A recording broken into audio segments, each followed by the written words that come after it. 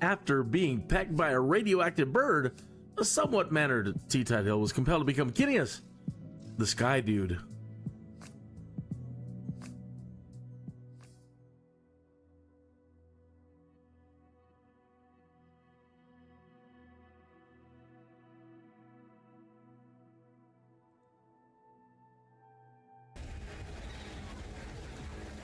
What? Me? Playing an FPS game at my age? Well, I'm gonna give it my best shot.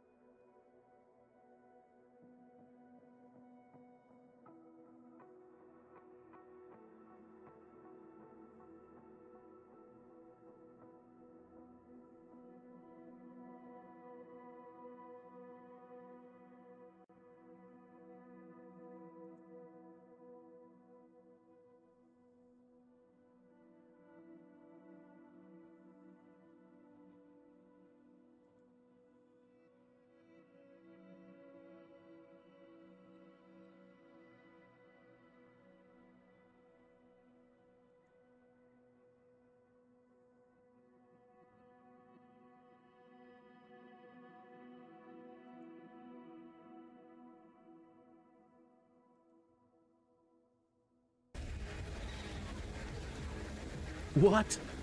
Me? Playing an FPS game at my age? Well, I'm gonna give it my best shot.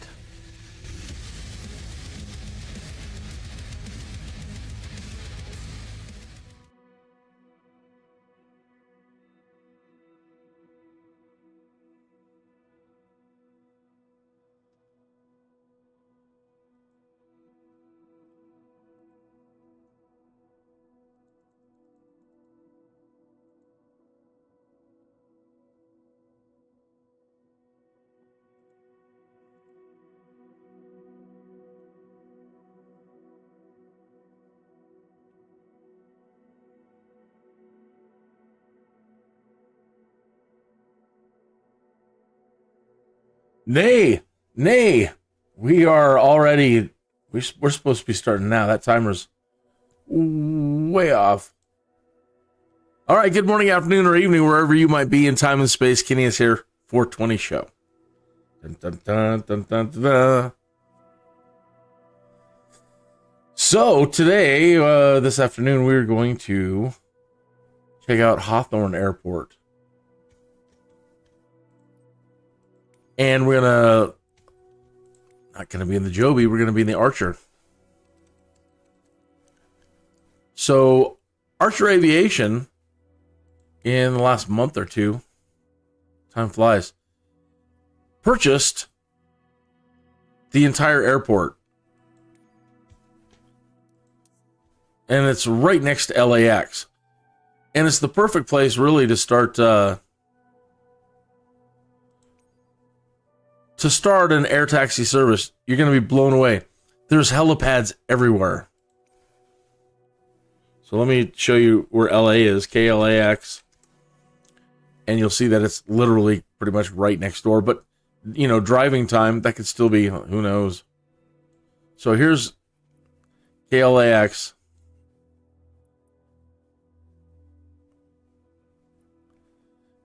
Do. There's Hawthorne.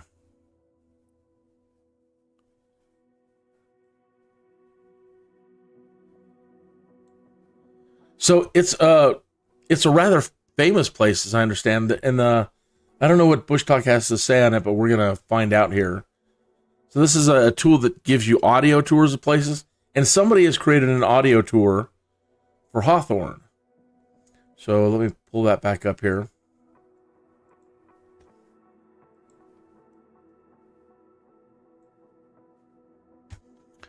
Turn off the music in Microsoft Flight Simulator here.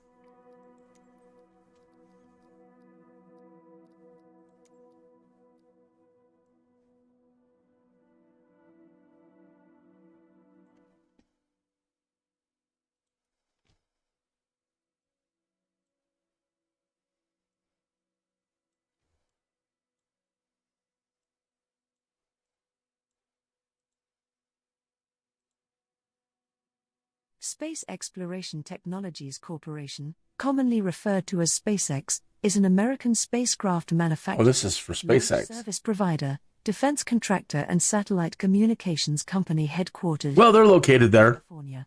The company was founded in 2002 by Elon Musk with the goal of reducing space transportation costs and to colonize Mars. The company currently operates the Falcon 9 and Falcon Heavy rockets along with the Dragon spacecraft. The company offers internet service via its Starlink satellites, which became the largest ever satellite constellation in January 2020 and as of November 2023 comprised more than 5,000 small satellites in orbit. Meanwhile, the company is developing Starship, a human-rated, fully reusable, super heavy lift launch system for interplanetary and orbital spaceflight. On its first flight in April 2023, it became the largest and most powerful rocket ever flown.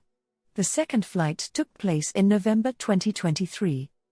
SpaceX is the first private company to develop a liquid propellant rocket that has reached orbit, to launch, orbit, and recover a spacecraft, to send a spacecraft to the International Space Station, and to send astronauts to the International Space Station. It is also the first organization of any type to achieve a vertical propulsive landing of an orbital rocket booster and the first to reuse such a booster. The company's Falcon 9 rockets have landed and reflown more than 200 times. Oh, pardon me. The Bush Talk radio literally does have radio stations. You can you can scan the area that you're flying, and it'll try to pick up any local radio stations, which is really awesome to do when you're not live streaming, because you'll end up getting a copyright strike, yada, yada, yada. Okay, so anyway, here's Hawthorne. Here's what Wiki has to say on it. Let me start the thing. Well, actually, I don't want to start it because I want to jump into the flight planning and hypothetical flight planning, and I want to jump back over to SkyVector and show you how to... Hey, bear with me. I'll get to it. But here's what Wiki says about Hawthorne. Hawthorne Municipal Airport, KHHR, also known as Jack Northrop Field, is a public-use airport in Hawthorne, California, United States. U.S. air taxi firm Archer Aviation signed a long-term lease to develop a base for urban air mobility and plans to use it as a base for passenger carrying operations for the 2028 Summer Olympics. The name Jack Northrop Field came from the Northrop Aircraft Corporation, founded by Jack Northrop, which for years... Hold on. Making sure that the microphone's on, actually. It's been one of those days. So it was founded by Jack Northrop, which for years designed, built, and flew many classic airplanes, including YB-35 Flying Wing, the P-61 Black Widow, the F-89 Scorpion, Night Fighters, the F-5 Freedom Fighter, and the T-38 Talon Jet Trainer. During World War II, the airfield was used by the United States Army Air Force Technical Service Command as an aircraft modification center and air transport command to ferry new aircraft to operational units. SpaceX and its spinoff, The Boring Company, so boring. What the hell just happened? I just lost my... I just lost my page. Murphy's Law. So the SPACEX and its spin-off, the Boring Company, originally were headquartered at the southeast end of the airport and continue to have operations there. The Boring test tunnel runs just under the fence line at the northeast corner before running under West 120th Street. The Tesla design studio is located at the airport as well. U.S. air taxi firm Archer Aviation acquired the master ground lease for the airport from the city of Hawthorne in November 2025 for $126 million. The electric aircraft manufacturer will operate the airport while using it as their operational hub for the Los Angeles area. Archer will use the airport for testing of its aircraft with the possibility of creating an urban air mobility base for multiple air taxi companies. Archer will use it as a base for passenger carrying operations in the Los Angeles area during the 2028 Summer Olympics. There's a helicopter going over my house right now. It's so low, it's vibrating me.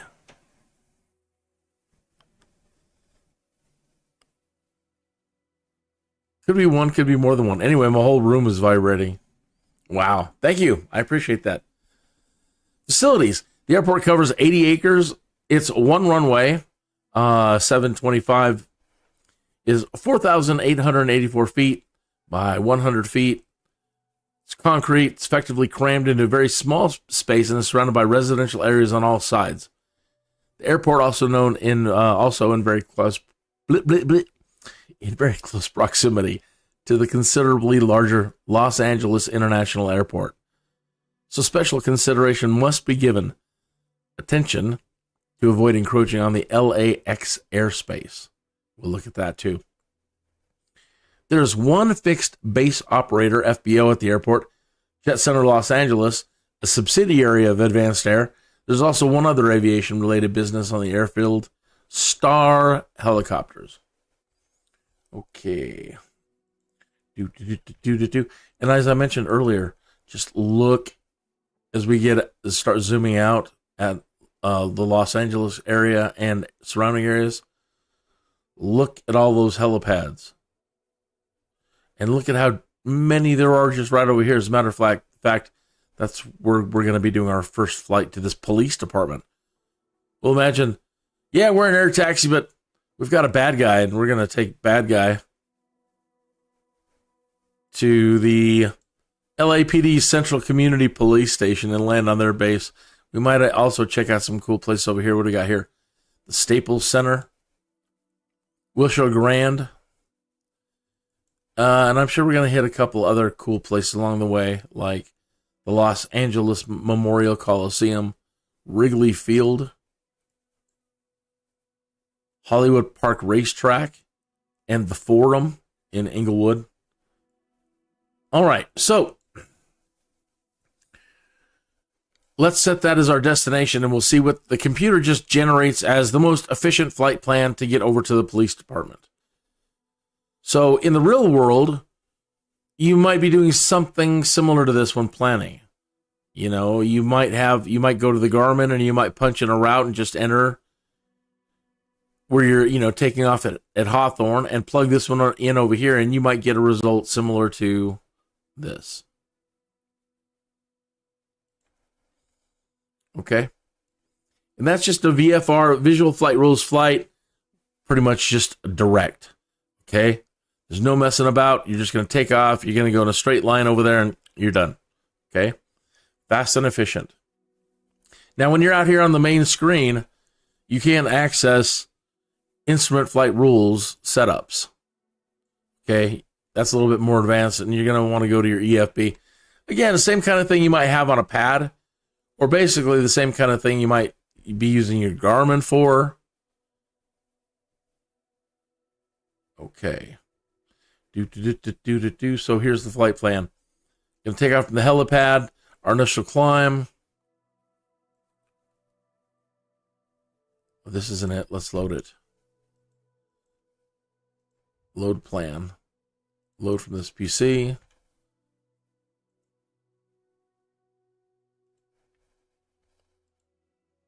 There we go. Okay. So then you would build this is a custom plan that I built to try to follow some of the major roads and then hit some of those tourist spots. But mostly I'm trying to stick to the highways for the most part. Maybe not right after takeoff, but you'll see. So I would think that that's how they would want you to route anyway, as much as possible to avoid you flying over residential. You know, I imagine as they build this new airspace up going forward and they create another class of airspace and develop all the maps for it. Being so low, I really do imagine that they would probably want us flying the same routes as the major thoroughfares. So that's kind of what I've done. Okay, so let me send this over to air traffic control into avionics. So that files it with air traffic control and it sets it up. But again, this is probably just visual flight rules. So let's go to flight details. Yeah. Okay. So visual flight rules, a lot less restrictive than instrument flying. Again, you can have these direct courses, but let me set this up for instrument flight rules. Okay.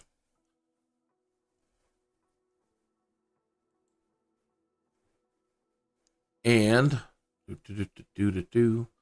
so that might change some things. Okay, so we don't have any. Actually, it's not. It's more so when you're dealing with major airports. Usually, you have what's called SIDS and stars. Let's see here. Add departure airport. This is KHHA.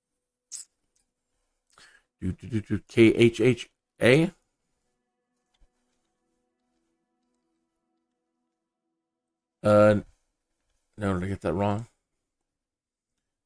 Shouldn't be getting this wrong. Should be committed to memory. KHHR. Jack Northrop Field. Okay, so they do have possibly some departures. Let's see here. Okay. So these would be called SIDS. Anytime you set up one of these, it's a standard instrument departure. And most major airports have these options based on what direction you're going to go. They have these, basically imagine your runway is the driveway. And in instrument flight rules, they might have these kind of things, which would be the route that you take from your driveway out to the street, following the minor streets out to the major roads and highways. So that's the way to look at SIDS, SIDS, standard instrument departures. Okay. So let's see what we got here. That's the direct route. What's the SPACEX 2 departure? Okay, so the SPACEX 2 departure, that's interesting. So when they take off, they come out here, and then we'd be routing back that way. So we really don't need that. Let's see with VFR pattern. Left auto, right auto, straight auto, 45-degree auto, 45-degree right, overhead auto. That's interesting. I've never seen ones that are based on degrees. Okay, so let's see here. We're going to be taking off runway 7, climbing. That's interesting.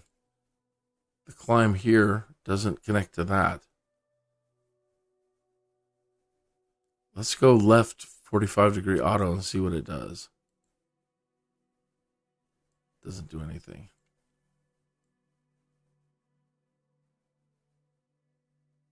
Bump, bump, bump, bump. Let's change to runway 25. Okay, runway 25. VFR pattern. Left auto. Right auto, nothing. Straight auto, no. So it really doesn't really matter which any of these, they're not going to make a difference.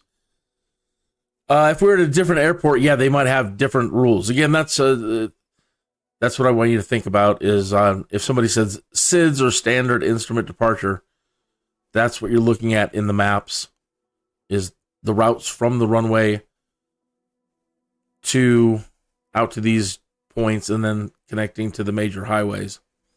Okay, so we don't really have to do anything, so that's fine.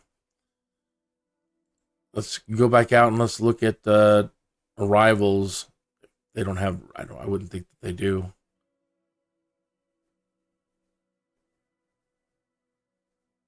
The arrival airport is, I didn't get the information on that. That is,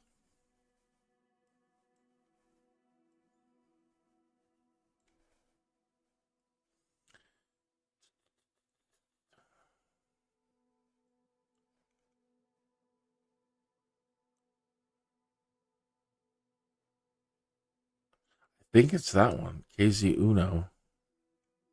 I can't, let me close this.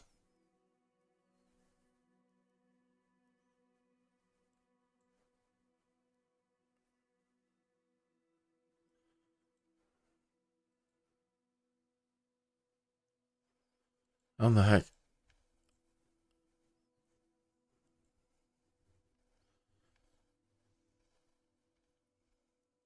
There we go.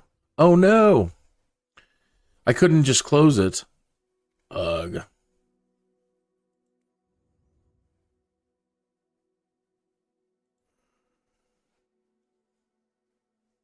That's okay, I've got it saved.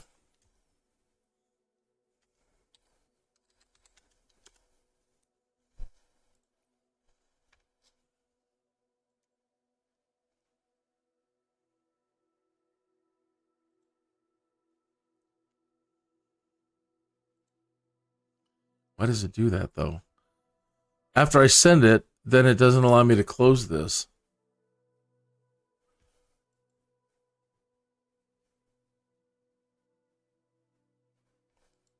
Well, that's no good. Switch to panels. Escape. Escape doesn't work. Huh, that's interesting. Once you send it over to avionics,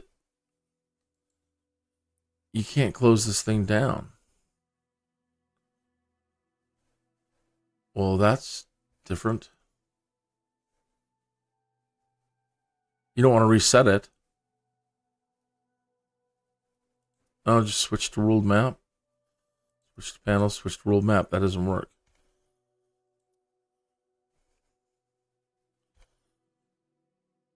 Gads.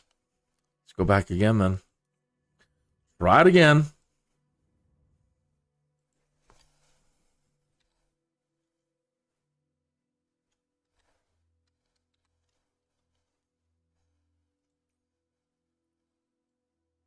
And we'll take note of the darn place we're trying to land.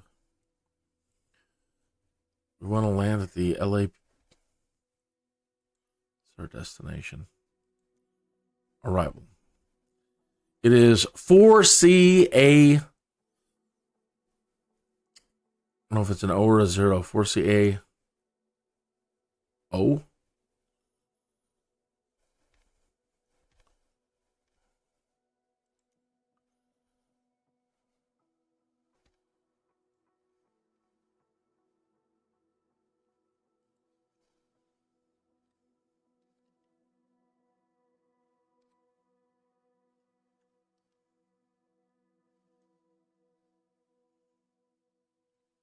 Yeah, LAPD Central.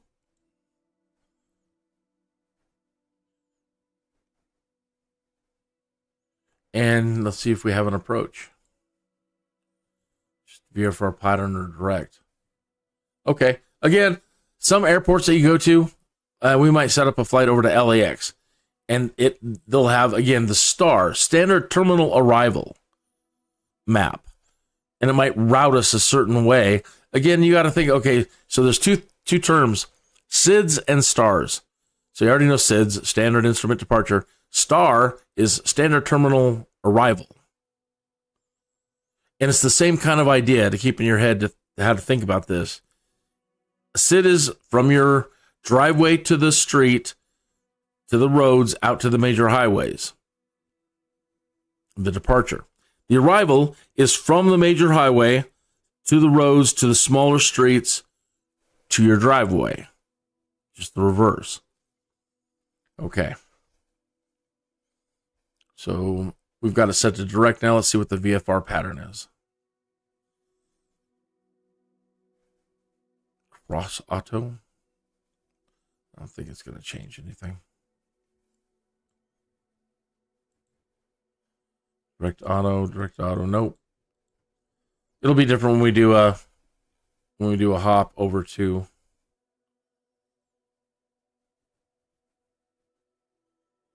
LAX. It blew out all of my goodies.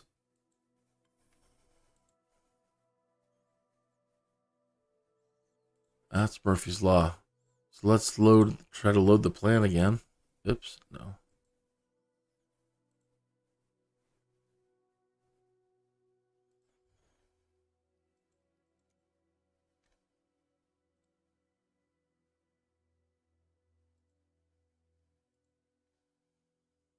All right.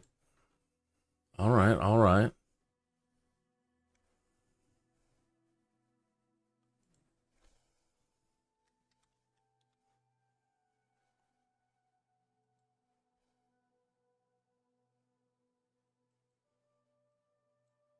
Got it in there now? Good. That's the way I set it up. So it does take us to all the points of interest that I want to see and fly around. And then it takes us in.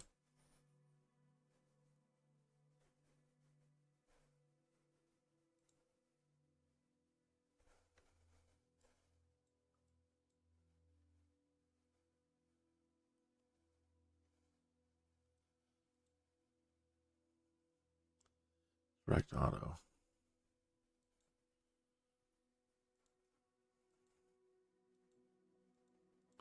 Yep, no changes. So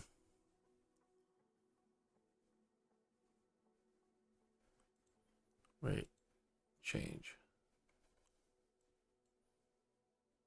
No, it didn't change anything.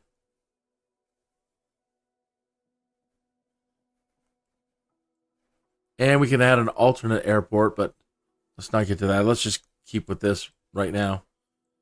Okay, so that is one way we can set up a flight plan from the main menu and from your tablet, and or if you're setting this up in your GPS, you're going to be doing the same thing. And you can do this in the cockpit too. So, but normally, again, before you get to your cockpit, you're going to have all your paperwork done and everything and get it all squared with air traffic control before you get in the cockpit. But you can still do this inside. Alt-E is close EFB.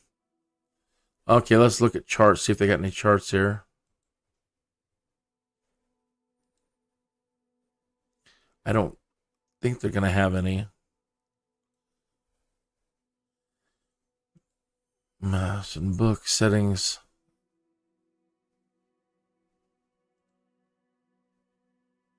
No.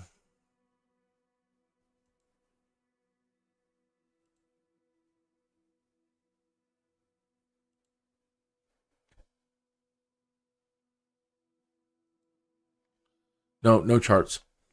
Okay. All right, all right, all right. Now, again, that is setting up, again, in this way. Again, you can set it up in the cockpit. We might have a look at that. But then the next way to set it up, too, is not really old school. It's still done. But it's done using maps. Okay. So what you're looking at here is the airport information for Northrop Airfield, which gives a pilot all the information you would need about everything. The frequencies, the runway elevations, notices to airmen on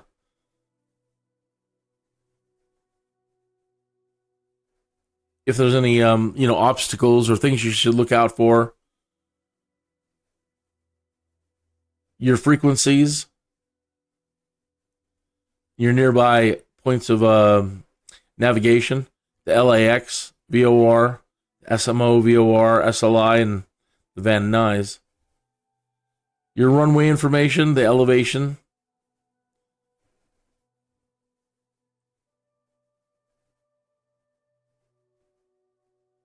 Okay. Now, this is a map of, it's going to be confusing if you've never seen one of these before.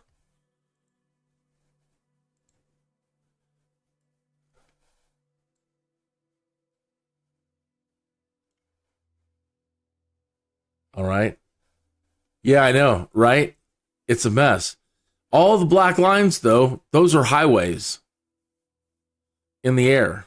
Okay, this is the world low map. And that's, I imagine the FAA, again, is going to be creating this new airspace, and they'll probably have their own maps like this.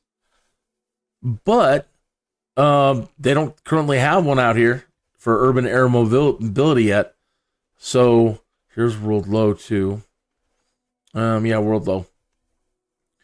There's also some Los Angeles maps, Los Angeles area. That's interesting. This is a visual flight rules map. This is what you first learn with. If you thought the other one was confusing, my goodness. So this is the first kind of map that you have to learn how to use. Understanding airspaces, and there's just so much information in these.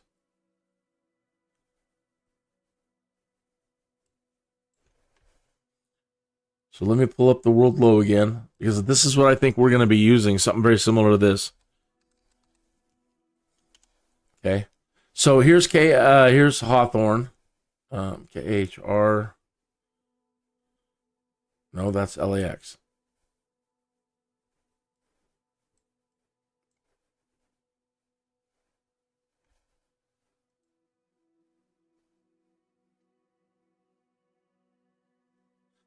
Northrop Field.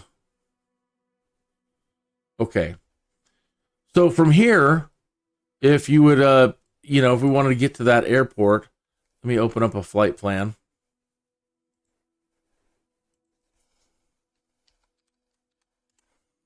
And we wanted to go to 4C, 4CA,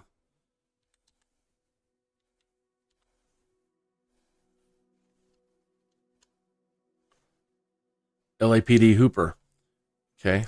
Let's get us, see if it'll give us a route. No. Okay, so what it did do, though, for us is it created a direct line between where we're taking off from it at Hawthorne over to the helipad, which it doesn't have. Okay, but our goal is to build a flight plan that follows the black lines. Okay, so when we take off,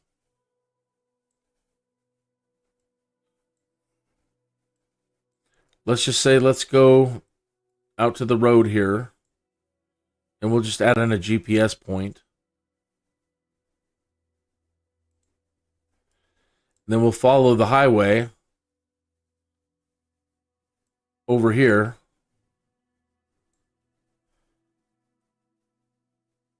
And what is this intersection called? The intersection is down.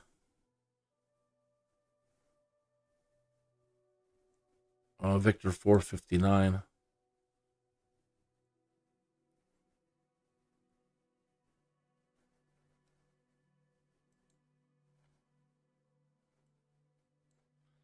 Sorry, it's been a while since I've been in this.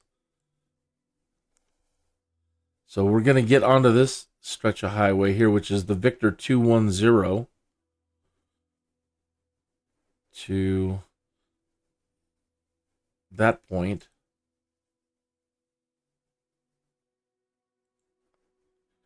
And then we'll fly up to this intersection.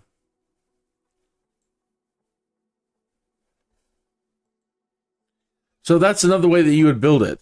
And in the computer, I don't know that there's a way to do it in the simulator yet, to put in coordinates. But you can build a flight plan that way. If we go back to the world VFR map, which shows us stadiums and points of interests. knock this out.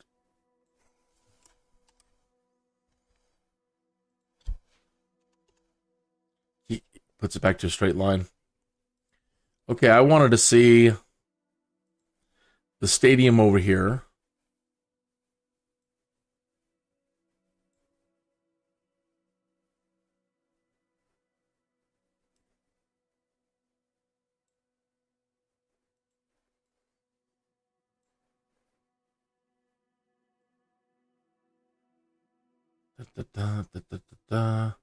Then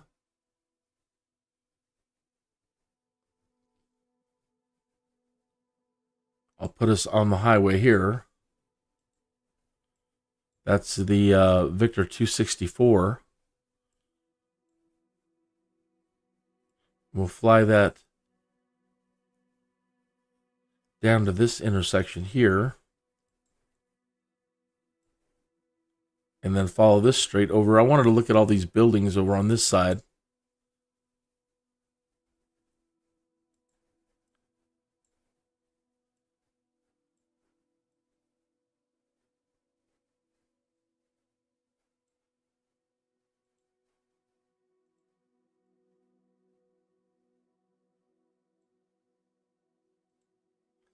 All right. So again, then you go to your flight plan and you would input this into your GPS.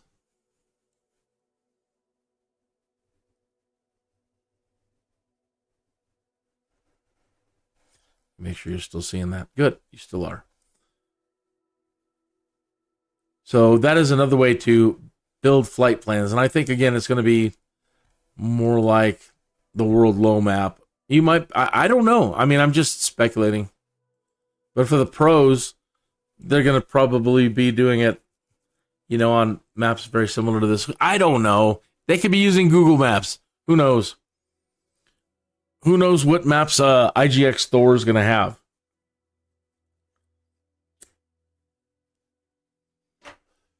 But this is normally the way for pros to build their flight plans with maps like this. And there's the World High map. Let's see, here's World High. There's the World High for high altitude flying. So, you know, I mean, you could cut across here, but chances are, again, the way you're creating your flight plans, you're going to be following these highways.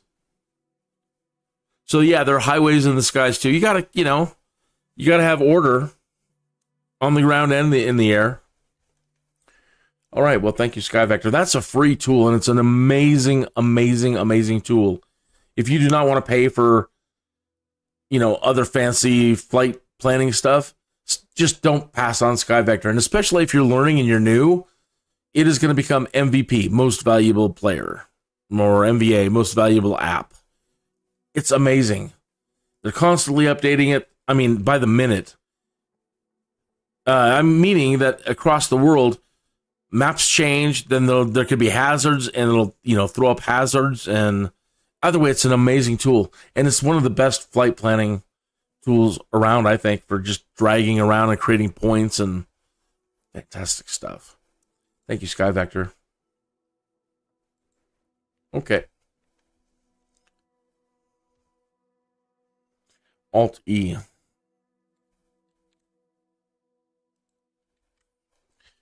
All right. Let me load that other flight plan. Okay, let's do it from the cockpit. Well, so let's just say this is what we input. We just follow a basic flight plan. It's going to go from here to here.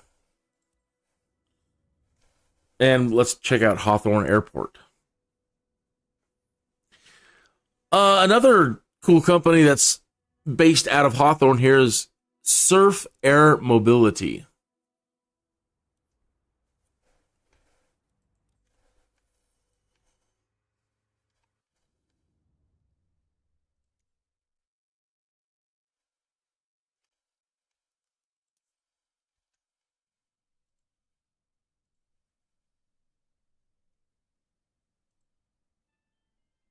Oh. One moment, please.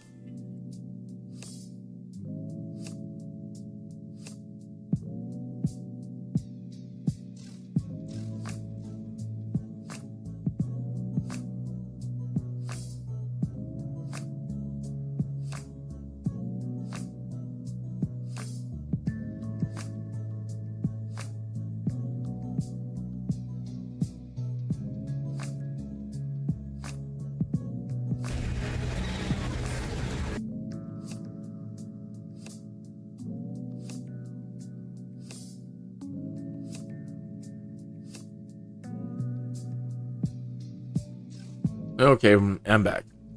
All right, let's take a look at Hawthorne.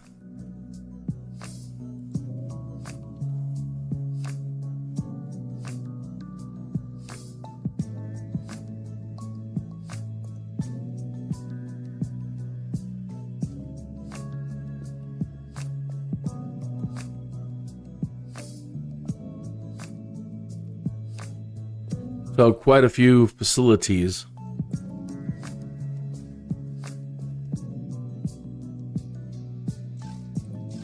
There's SPACEX.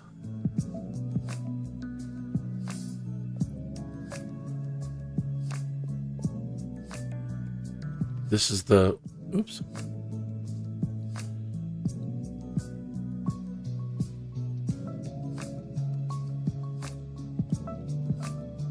Here's their big building. They need to put more panels, solar panels on rooftops and less on over trees and forests and stuff. I mean, Lord, they have the rooftops around here. That's all there are around here.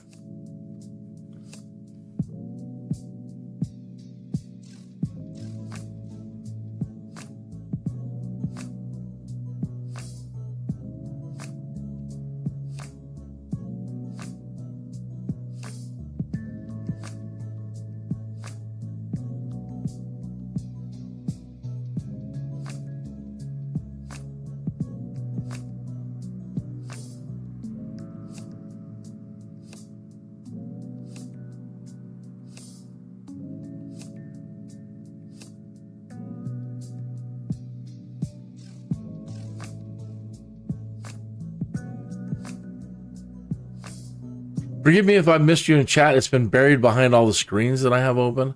I'll check chat here in just a moment.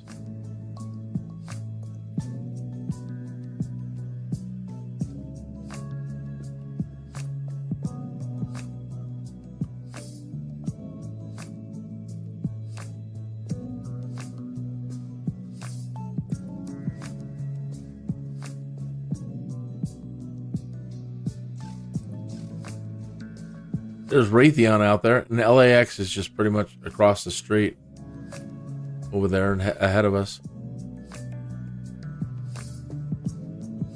Easy.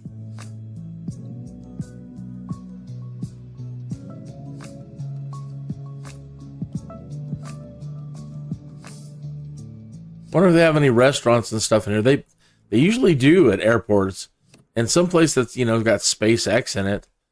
I wonder what kind of, like, you know, if they've got any diners here.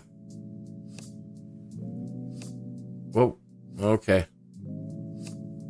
All right. Let's get into the cockpit and have a look around.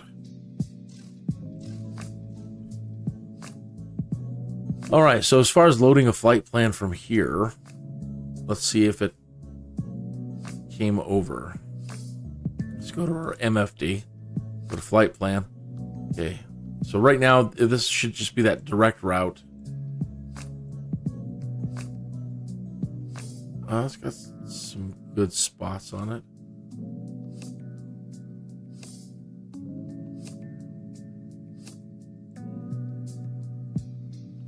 What's that? Okay, yeah, it's pretty, it's just still direct though.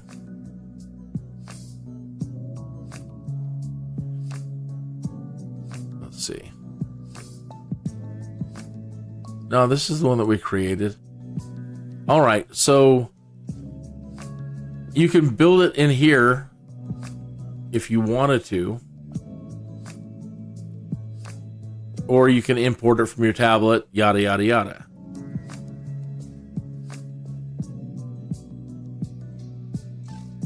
Delete flight plan. Let's delete all the waypoints. Let me show you. So add origin. Okay, HHR. Destination was 4.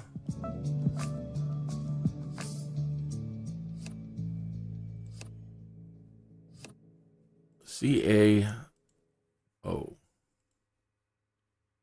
LAPD Central Community. Okay, so now if we look at our map again up here, it should just just be a straight line. Right. Now, the tough thing about these current, I don't know, maybe you can pull up a satellite version of this. Let's drill down. See if we get any high fidelity. No. See, the only thing is, with these kind of maps, trying to build it in here, I don't have the streets. And I don't have all the cool landmarks.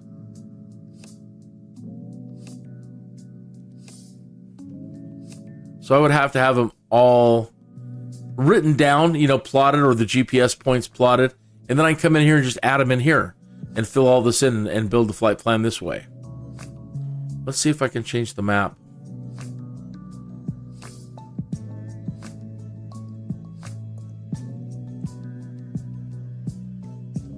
New source. Give the map settings. Inset map.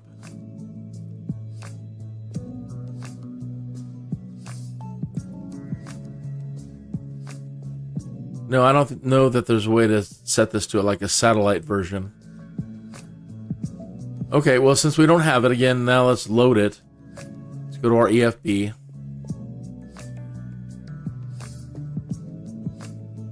We'll load the flight plan.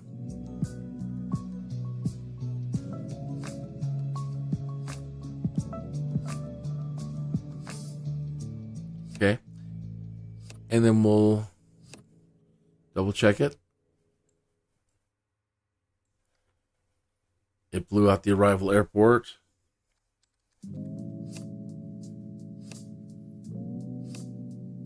No.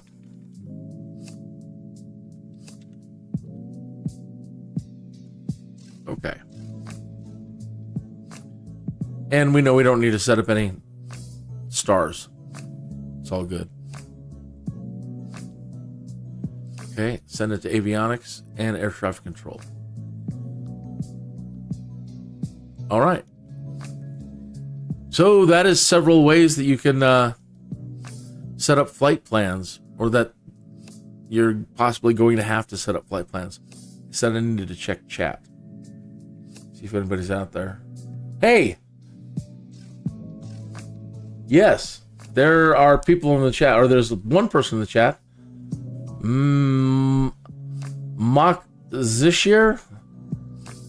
Moxishir? It could be Moxishire. Hey, how have you been, Tony Tuthill? We fly in Archer today. Did they fix the glitch they had with the Archer? Of the engines always crapping out, or the engine error failure? That's the one that I know about, where the engines were always freaking out. All right, let's try to announce our departure here.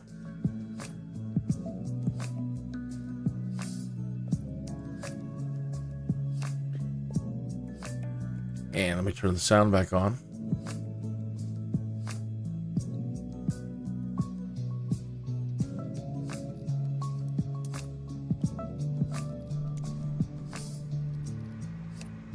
Cleared for takeoff, HELI-PAD 1. I'm good. Thank you for asking. I really appreciate that. I hope you're doing well.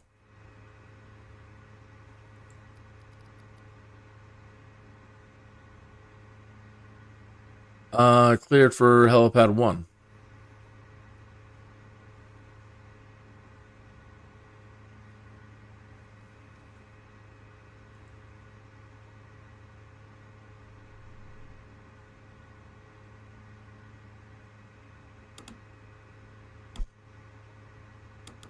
Got to do a couple of things here. Space Exploration Technologies Corporation, commonly referred to as SPACEX, is Hey, an easy. American spacecraft manufacturer, launch service provider, defense contractor and satellite communications company headquartered in Hawthorne, California. The company was founded in 2002 by Elon Musk with the goal of reducing space transportation costs and Yeah, we've heard this already. The company currently operates the Falcon 9 and Falcon Heavy rockets along with the Dragon spacecraft. I didn't see where the... Oh, they just want you to take off from there. Via its Starlink satellites, which became the largest ever satellite constellation in January 2020 and as of November 2023 comprised more than 5,000 small satellites in orbit. Meanwhile, The company is developing Starship, a human-rated, fully reusable, super heavy lift launch system for interplanetary and orbital spaceflight. On its first flight in April 2023, it became the largest and most powerful rocket ever flown. The second flight took place in November 2023. SPACEX is the first private company to develop a liquid propellant rocket that has reached orbit, to launch, orbit, and recover a spacecraft, to send a spacecraft to the International Space Station, and to send astronauts to the International Space Station. It is also the first organization of any type to achieve a vertical propulsive landing of an orbital rocket booster and the first to reuse such a booster. The company's Falcon 9 rockets have landed and reflown more than 200 times. Yee-hee! Woohoo! Picking up local radio. Do you want a radio? I'm on a Mexican radio. All right. So we've been given approval to take off. So let me just inch my way over here onto the runway. Okay, so what I'm going to do is you can launch the Archer in a couple of ways. You can fly it like a traditional aircraft. You can take off. I could get down to the ground and just roll forward and increase speed and take off that way. Or like you see me doing now. Sorry, it's I need to still get used to some of the controls, or need to reverse them a little bit. So I want to twist. That's the twist thing. So what I want to do now that I'm up in the air is I just want to use this button here. As you see, there's not a whole lot of buttons in the cockpit, but this is the important one right here. The accelerate and decelerate button, which takes you from a hover or hover forward flight into full flight. And there's two settings for forward flight. If you push this thing forward one time, you'll do 96 knots in a full flight. If you push this thing forward two times, it'll go up to 117 knots or greater based on winds, yada, yada, yada. Okay? So all I want to do now is push this thing forward one time and have it speed up and take us into forward flight. And then I want to engage the autopilot. Okay? And there's a couple of things I'm going to need to make sure that are set. So one, we need to have this off of localizer 1 and put on GPS or FMS so that the autopilot is reading from the GPS and not from a localizer navigation like a beacon or a VOR, yada, yada, yada. Okay, so need that set. I'm going to need nav on. I don't want to go up too high. I didn't look at the maps as far as heights. They might have some prescribed here in the in our flight plan. Let's see what they have.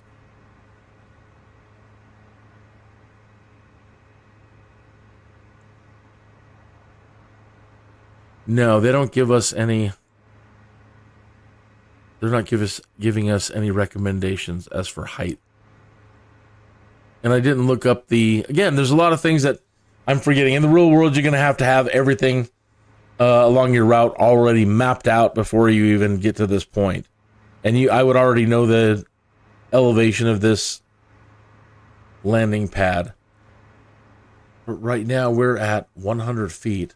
So let's just go up like 500, 600. So let me dial that in. Start at 5. Okay.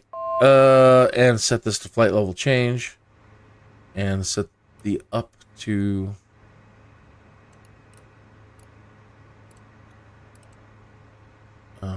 we'll just leave it at flight level change. Okay. So all I have to do now is, once it transitions and gets over 60 knots, is hit this autopilot. Now, it should just immediately start following the route and go from here to here. If not, I'll just need to click on this and tell it to do a direct to and head that way. And then it should continue on with the flight plan. Okay, you got all that?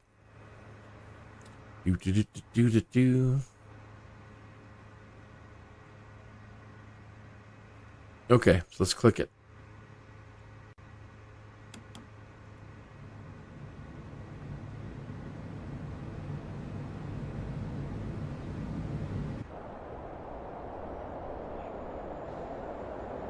How come the propellers aren't spinning? That's a first today. Everything has been working just fine. I don't know why the animation's jacked right at the moment. Okay, so there's 92 knots. Let me go ahead and just turn on the autopilot. Have it do my flight level change to... Whoa. Dead Mall along Hawthorne Boulevard. Whoa. Come on. 20th Street and El Segundo Come on. Boulevard in Hawthorne. Up. The 40-acre property opened in 1977 and included an indoor mall and freestanding stores at the property's south end. The mall largely catered to the middle-class residents living in and around Hawthorne and featured cheaper stores than other nearby malls such as South Bay Galleria and Manhattan Village. Despite initial popularity, the mall went into decline in the 1990s due in part to the economic decline of the area after the cutbacks in aerospace jobs, white flight, and to competition from other... Should be taking us by this racetrack over here. In 1992, the mall was heavily looted during the 1990s. What's up with the animation? Riots, but sales stayed consistent until the end of the decade. The mall's number of occupied stores declined from 130 the map here isn't that great. 80s to 87s in 1994 and around 70 in 1998. By that year, only one There's the forum. remained out of the original four. After the Macy's Clearance Center, which replaced the Broadway upon the latter's purchase by Federated Department Stores, closed in December 1997, there were plans to put in an AMC theater on the site and to convert the mall into an open-air shopping center. Their plans never came into fruition, and the mall portion closed in 1999.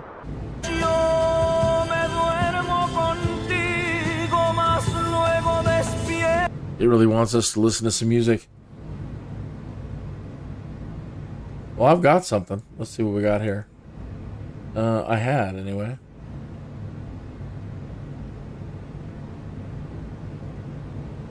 Some random stuff that I found on the YouTube creator, the music creation area, where you can no, that's not it.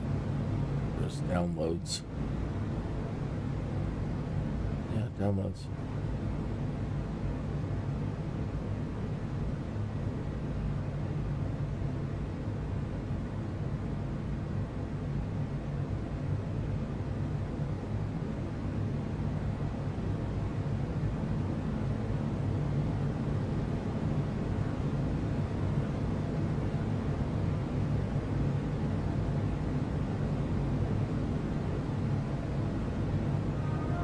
Alpha Uniform Sierra 3710, leaving my airspace, frequency change approved.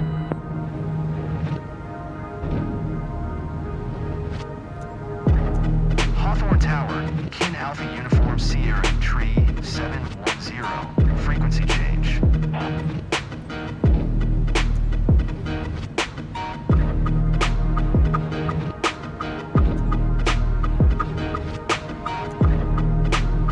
SoCal approach, Kin Alpha Uniform Sierra Tree 710 is type Archer Midnight, 2 miles northwest of 4 Charlie Alpha Niner 500. Request clearance to transition Bravo airspace. Kin Alpha Uniform Sierra Tree 710, SoCal approach, Squawk 5437. Squawk 5437, Kin Alpha Uniform Sierra Tree 710. That's weird that it's not animating the propellers right. It was working fine earlier.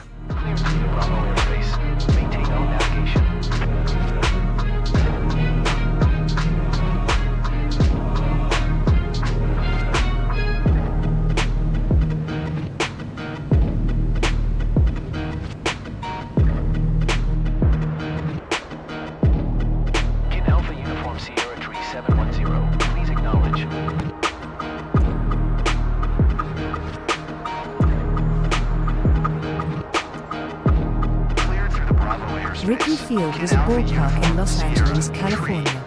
It hosted minor league baseball teams in the region for over 30 years.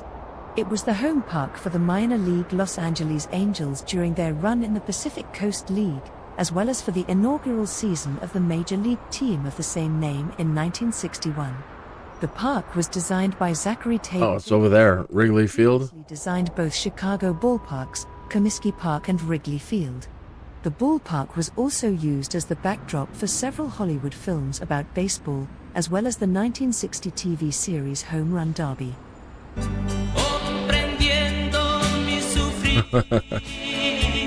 Every time it turns off, it kicks over to the radio. Man, I need to get an updated Los Angeles map. This just looks garbage.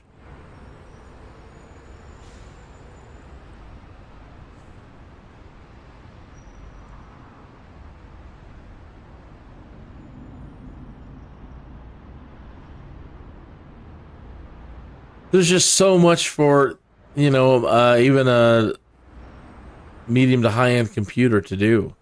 I don't know about the 50s and 60 cards that are going to be coming out. There's just so many buildings. Eventually they'll have it all mapped out with HD Bing ground maps, blah, blah, blah, but not today.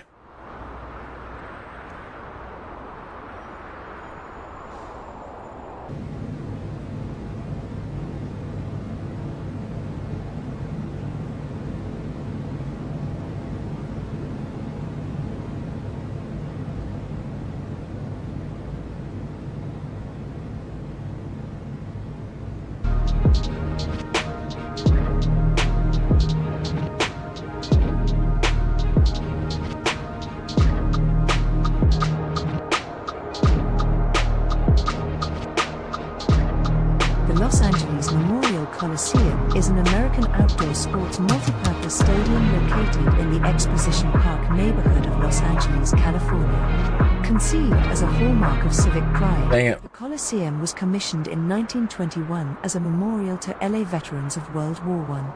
Completed in 1923, it will be the first stadium to have hosted the Summer Olympics 3 times, 1932, 1984, and 2028. It was declared a National Historic Landmark on July 27, 1984, the day before the opening ceremony of the 1984 Summer Olympics. The stadium serves as the home to the University of Southern California Trojans football team of the Pac-12 Conference. USC, which operates the Coliseum, granted naming rights to United Airlines in January 2018, after concerns were raised by Coliseum Commission. The Coors sounds good. Sponsor of the playing field, naming it United Airlines Field at the Los Angeles Memorial Coliseum. The stadium is located in Exposition Park, which is owned by the state of California, and across the street from USC. The Coliseum is jointly owned by the state of California, Los Angeles County, City of Los Angeles, and is managed and operated by the Auxiliary Services Department of the University of Southern California. It was the home of the Los Angeles Rams of the National Football League from 1946 to 1979, when they moved to Anaheim Stadium in Anaheim. The Coliseum served as their home stadium again from 2016 to 2019 prior to the team's move to SoFi Stadium in Inglewood. The facility had a permanent seating capacity of 93,607 for USC football and Rams games, making it the largest football stadium in the Pac-12 Conference and the NFL. The stadium also was the temporary home of the Los Angeles Dodgers of Major League Baseball from 1958 to 1961 and was the host venue for Games 3, 4, and 5 of the 1959 World Series. It was the site of the first AFL-NFL World Championship game, later called Super Bowl I and Super Bowl VII. Additionally, it has served as a home field for a number of other teams, including the 1960 inaugural season for the Los Angeles Chargers, Los Angeles Raiders of the NFL, and UCLA Bruins football. From 1959 to 2016, the Los Angeles Memorial Sports Arena was located adjacent to the Coliseum. The sports arena was closed in March 2016 and demolished. Banc of California Stadium, A soccer-specific stadium and home of Major League Soccer's Los Angeles FC, was constructed on the former Sports Arena site and opened in April 2018. USC began a major renovation of the stadium in early 2018. During the renovation project, the seating capacity was 78,467 and became 77,500 upon completion in 2019. The $315 million project was completed by the 2019 football season and was the first major upgrade of the stadium in 20 years. The project included replacing the seating along with the addition of luxury boxes and club suites. So I took it out of autopilot. Again, I didn't know where we were gonna be as far as the height. I don't want to crash into anything. Let's go over to Dodger Stadium. Our Lady of the Angels, informally known as COLA or the Los Angeles Cathedral, is a cathedral of the Roman Catholic Church in Los Angeles, California, United States. It opened in 2002 and serves as the mother church for the Archdiocese of Los Angeles, as well as the seat of Archbishop Jose Horacio Gomez. The structure replaced the Cathedral of St. Vibiana, which was severely damaged in the 1994 Northridge earthquake. Under Roger Cardinal Mahoney, Archbishop of Los Angeles, Our Lady of the Angels was begun in 1998 and formally dedicated on September 2, 2002. There was considerable controversy over both its deconstructivist and modern design, costs incurred in its construction and furnishing, and the Archdiocese's decision to build a crypt under the cathedral. The cathedral is named in honor of the Virgin Mary under the patronal title of Our Lady of the Angels, echoing the full name of the original settlement of Los Angeles. The cathedral is widely known for enshrining the relics of Saint Vibiana and Tilma-Piece of Our Lady of Guadalupe. It is the mother church to approximately 5 million professed Catholics in the Archdiocese. There is no off switch for the radio.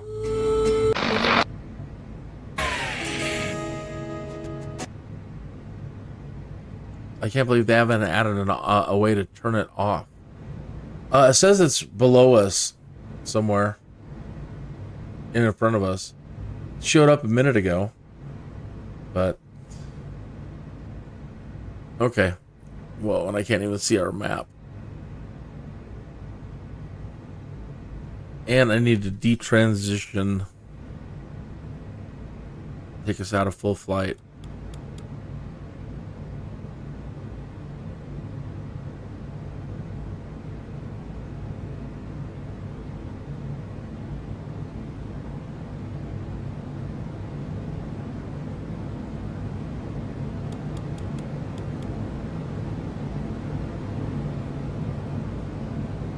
So if you watched a couple of my live streams like yesterday and today, earlier today, I've been trying to... Los Angeles City Hall, completed in 1928, is the center of the government of the city of Los Angeles, California, and houses the mayor's office and the meeting chambers and offices of the Los Angeles City Council. It is located in the Civic Center district of downtown Los Angeles in the city block bounded by Main, Temple, First, and Spring Streets.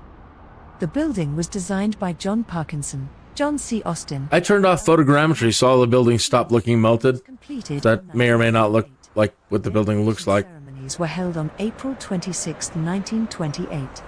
It has 32 floors and, at 454... That doesn't look like 32 floors. Is the tallest base isolated structure in the world, having undergone a seismic retrofit from 1998 to 2001, so that the building will sustain minimal damage and remain functional after a magnitude 8.2 earthquake.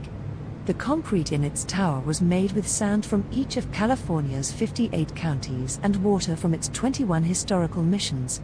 City Hall's distinctive tower was based on the shape of the Mausoleum of Mausolus and shows the influence of the Los Angeles Public Library, completed shortly before the structure was begun.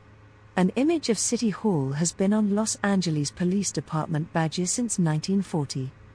To keep the city's architecture harmonious, Prior to the late 1950s, the charter of the City of Los Angeles did not permit any portion of any building other than a purely decorative tower to be more than 150 feet. Therefore, from its completion in 1928 until 1964, the City Hall was the tallest building in Los Angeles and shared the skyline with only a few structures having decorative towers, including the Richfield Tower and the Eastern Columbia Building. City Hall has an observation deck, free to the public, and open Monday through Friday during business hours. The peak of the pyramid at the top of the building is an airplane beacon named in honor of Colonel Charles A. Lindbergh, the Lindbergh Beacon. Circa 1939, there was an art gallery, in room 351 on the third floor, that exhibited paintings by California artists. The building was designated a Los Angeles Historic Cultural Monument in 1976. In 1998, the building was closed during a total $135 million refurbishment, which also included upgrading it so it could withstand a magnitude 8.2 earthquake, including permitting it to sway in a quake. Dang you. All right, well, we don't need Bush Talk Radio anymore. I'll just turn the thing off. Okay. So coming in for landing. Now what I did is I moved it back over to LHI assist on. So with LHI assist on, by just moving your joystick forwards and backwards from the neutral position, you can exactly dial in the speed that you want. So I just want 1 knot. And as I was saying before she was talking about, she cut me off, and is the last couple of live streams I've been flying a helicopter. And you've seen, if you watch those, you see the struggle. The struggle is very real with helicopters. And this has just been so... Everything a helicopter isn't. This is one of the greatest experiences ever. Being able to just dial in your speed. Let's go up to 3 knots. And everything is so controlled and precise. And I don't even have my hand on the controls at the moment. Can't do that with a helicopter. It's you're just constantly fighting it. Constantly moving your trim around. It is flying helicopters, at least for me, the way in the simulator, it's a battle. It's a struggle and it's a battle. And this is just everything that is not. I can go as high as I want, as low as I want. I can let go of the controls. I can control my speed precisely. And it has a landing assist, which ensures that you don't have a hard landing. It kicks in and makes sure everything's real nice and slow down to the helipad. It looks like something's on the helipad, though.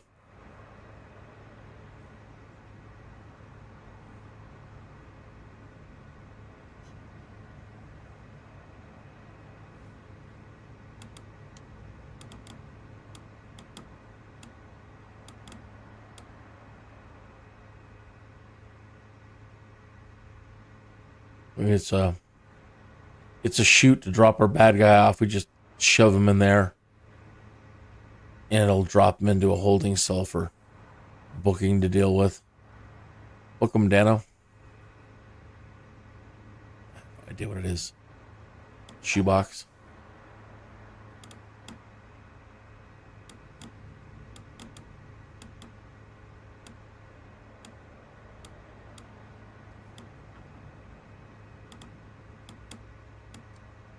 Come on, 1 knot.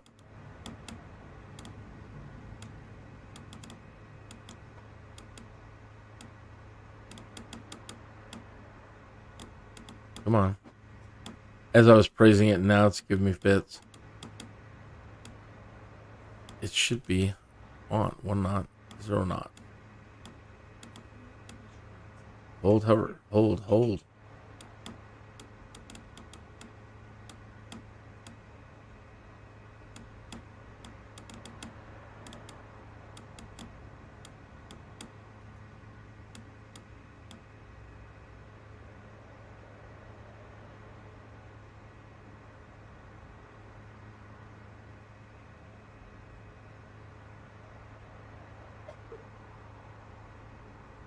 Oh, it's a fan sticking out.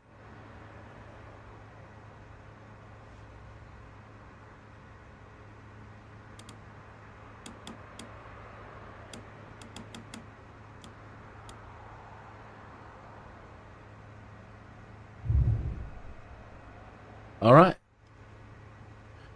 So, thank you for tuning in. It is 5:35 here in the Midwest. So, what we did is, as promised, I said I would mess around with flying the Archer. I would take you inside. I would show you how to, basically how they might have us setting up urban air flight plans.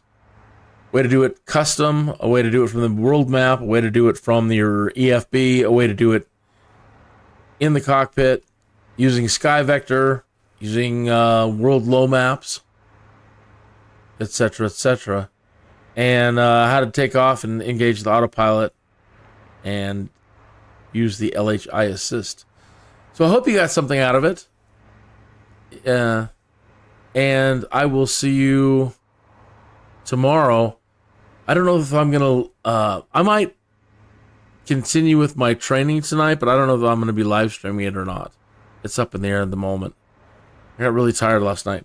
But either way, I'll see you tomorrow. For sure. You might want to have notifications on. I could change my mind later in the evening and I'm going to go live stream.